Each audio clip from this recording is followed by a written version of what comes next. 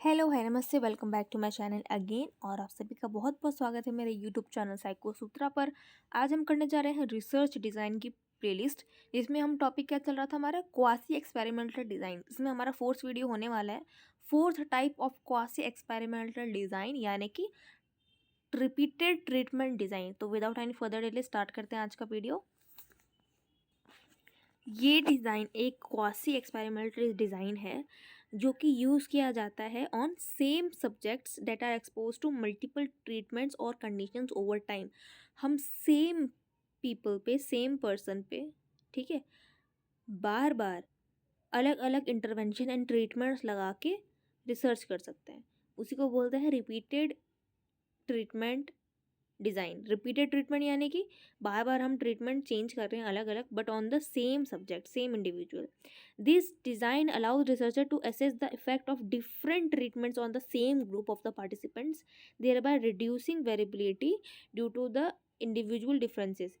यहाँ पे क्या चाह रहे हैं कि इंडिविजुअल डिफरेंसेस बहुत सारे। इंडिविजुअल डिफरेंसेस का मतलब कि हर एक इंसान यूनिक है, उसमें सारे उसकी ट्रेड्स, वो पूरा ही अलग इंसान है। तो वेरिएबिलिटी को रिड्यूस करने के लिए उन्हीं सेम इंसान पे हम अलग अलग ट्रीटमेंट लगा के हम चेक कर रहे हैं।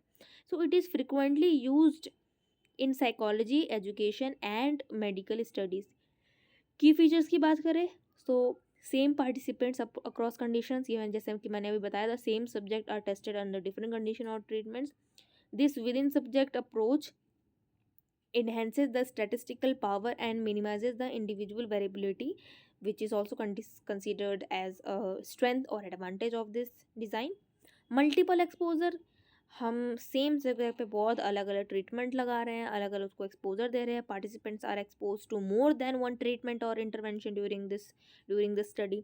Treatments can be applied sequentially with a wash out period if necessary, यानी कि एक इंटरवेंशन, एक हम ट्रीटमेंट लगा के उसके बाद हम थोड़ा टाइम दे रहे हैं, उसके बाद ताकि वो वॉश आउट हो जाए, थोड़ा नॉर्मलाइज हो जाए, उसके बाद दोबारा लगा रहे हैं, फिर तीसरा लगा रहे हैं, फिर चौथा लगा रहे हैं, फिर पांचवा and so on, but on the same subject. Third one is controlled environment. External variables are controlled to ensure that changes in dependent variable are attributable to the treatment, यानी कि जितने भी डिस्ट्रैक्शंस हम कह सकते हैं या जो भी एक्स्ट्रा एक्सटर्नल वेरिएबल्स हैं उनको कंट्रोल करना ज़रूरी है ताकि हमारे रिजल्ट पे कोई इफेक्ट ना पड़े। Repeated measures are taken multiple times. हम ट्रीटमेंट लगा भी मल्टीपल टाइम्स रहे हैं और जो उससे रिजल्ट निकल रहा है वो उसको मेज़र भी बार बार कर रहे हैं, to observe the changes over time and between conditions. Advantage की बात करें तो वेरिएबिलिटी इसमें कम होती है, कॉस्ट इफेक्टिव है, स्टैटिस्टिकल एफिशिएंसी है, because higher sensitivity to detect treatment effect due to reduced error variance. इसमें एरर वेरिएंस कम है, क्यों? क्योंकि इसमें वेरिएबिलिटी कम है, राइट।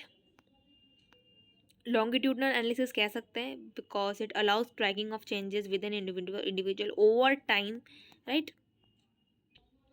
डिसएडवांटेजेस की अगर हम बात करें तो उसमें order effect, carry over effect, participant attrition and complex analysis है।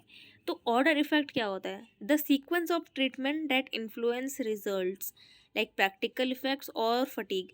सीक्वेंस ऑफ ट्रीटमेंट्स यानी कि हो सकता है हमने पहले ही एक इंसान के ऊपर बहुत ही हैवी ट्रीटमेंट लगा दिया है, जिसमें वो जब दूसरा ट्रीटमेंट लगाने जा रहा है तब ऐसा उसको ऐसा लग रहा है कि मैं तो पहले ही बोर हो गया, मैं तो थक गया या मैं तो थक गई, इतना बड़ा क्वेश्चन है, इतना बड़ा ये है, मुझे तो करना ही नहीं है। तो सीक्वेंस बहुत मैटर करता है। आप धीरे धीरे करके अगर डिफ़िकल्टी लेवल्स बढ़ाएंगे किसी चीज़ का तब वो कम बोरिंग लगेगा और ज़्यादा इंगेजिंग होगा, यानी कि बजाय कि आप पहले ही कोई हैवी सा ट्रीटमेंट लगा रहे हैं और उसके बाद जो भी ट्रीटमेंट लगाएंगे वो बेमन से करेगा, ठीक है। So the sequence of treatment is very important that can influence results like practical effects and any fatigue. Counter balancing is often use to mitigate this issue, यानी कि काउंटर बैलेंसिंग यूज होती है ऑर्डर इफेक्ट को हटाने के लिए। Carry over effect, कि एक चीज़ ट्रीटमेंट का इफेक्ट हम दूसरे जो ट्रीटमेंट लगा रहे हैं उसको इन्फ्लुएंस करें, इसलिए वॉश आउट पीरियड ज़रूरी होता है, that may reduce this problem. Participant attribution, over time हो सकता है कि पार्टिसिपेंट ड्रॉप आउट कर जाए कि भाई बहुत ही लंबा ट्रीटमेंट हो रहा है और बार बार मेरे ऊपर पता नहीं तुम लोग क्या कर रहे हो, ट्रीटमेंट करे जा रहे हो, तो मेरे पास टाइम नहीं है या मुझे नहीं पसंद आ रहा, मैं इस रिसर्च से आउट हो रहा हूँ। तो अगर एक भी पार्टिसिपेंट बाहर जाएगा तो रिजल्ट पे इफेक्ट आएगा, वैलिडिटी पे इफेक्ट आएगा। Complex analysis requires more advantage, यानी कि एडवांस स्टैटिस्टिकल मेथड, ये थोड़ा कॉम्प्लेक्स एनालिसिस है बिकॉज एक तो ये बहुत लॉन्गिट्यूडनल स्टडी भी हम इसको कह सकते हैं। तो इसके लिए ना हमें रिपीटेड मेजर्स, एनोवा और मिक्स्ड इफेक्ट मॉडल्स, ऐसे ऐसे कॉम्प्लेक्स एडवांस स्टैटिस्टिकल मेथड का यूज़ करना पड़ता है। की कंसिडरेशंस देखें तो हमें रेंडमाइजेशन एंड काउंटर बैलेंसिंग पे काम हो सकता है।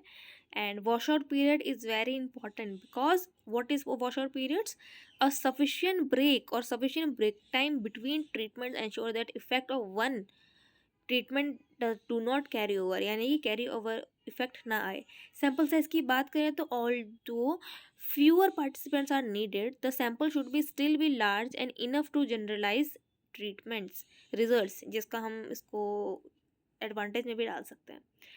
Measurement tools reliable and valid, right, reliable and valid instruments are crucial for to capture changes accurately across the treatment।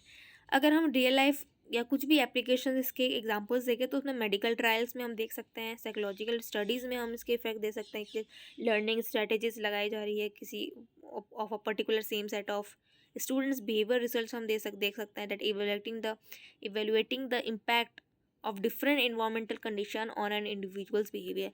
Like उस सेम इंडिविजुअल को अगर हम बहुत गर्मी में रखें तो कैसे बिहेव करेगा, बहुत सर्दी में रखें तो कैसे बिहेव करेगा, हम बहुत एक प्रेशर वाले सिचुएशन में उसको डाल दें, धर्म संकट वाले उसमें डाल दें तो वो कैसे एक्ट करेगा, कैसे बिहेव करेगा, या उसे हम डिसीजन मेकिंग के एक कंडीशन में डाल दें, सिचुएशन एक पर्टिकुलर सिचुएशन में डाल दें तो वो कैसे बिहेव करेगा, तो बिहेवियर रिसर्च में भी वो काम करता है।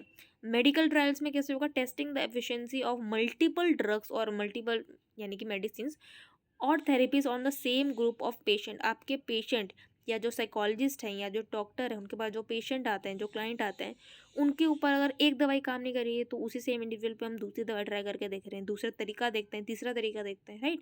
सो ये कुछ रियल वर्ल्ड एग्जाम्पल्स हैं, एप्लीकेशंस हैं। सो आई होप आपको आज का वीडियो पसंद आया हो। प्लीज़ लाइक कीजिए, कमेंट कीजिए। हमारे चैनल पे बहुत सारे वीडियोस ऑलरेडी डले हुए हैं, you can see the topics. Please like कीजिए, कमेंट कीजिए, शेयर कीजिए अपने दोस्तों के साथ, ये इन्फॉर्मेशन नॉलेज शेयर कीजिए एंड सब्सक्राइब कीजिए हमारा चैनल।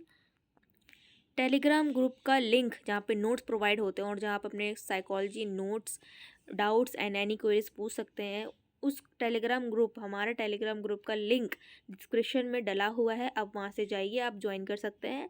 मिलते हैं अगले वीडियो में, तब तक के लिए thank you so much for watching. स्वस्थ रहिए, सुखी रहिए, बाय बाय, टेक केयर।